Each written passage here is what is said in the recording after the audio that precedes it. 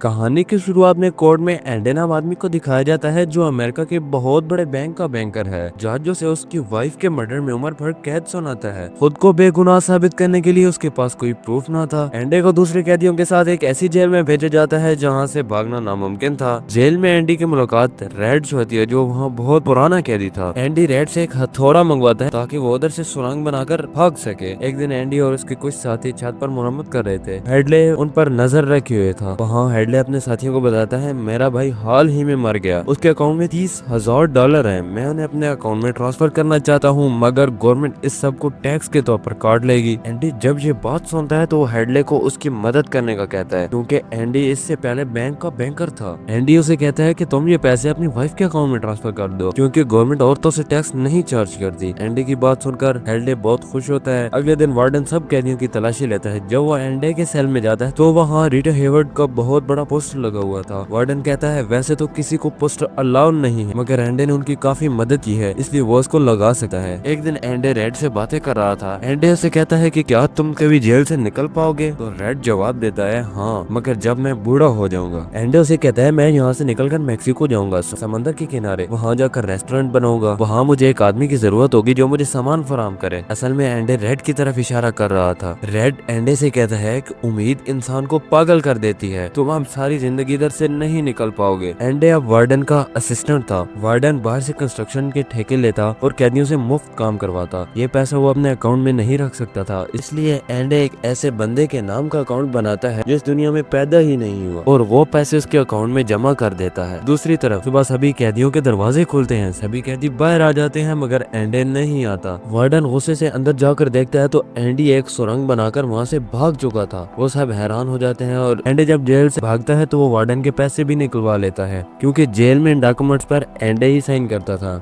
एंडे न सिर्फ जेल से भागा था बल्कि पैसों से माला माल भी हो चुका था। दूसरी तरफ रेड भी रिहा हो जाता है और वो सीधा उस जगह पर जाता है जिस जगह का एंडे उसे बताता है। वहाँ उसे एक लेटर मिलता है और कुछ पैसे मिलते हैं। उस लेटर में लिखा था, मैं तुम्हारा मैक्सिको समंदर के किनारे वेट कर रहा हूँ। रेड जब वहाँ पहुँचता तो देखते हैं एंडे कश्ती को ठीक कर रहा है। एंडे उसे कहता है उम्मीद एक अच्छी चीज है।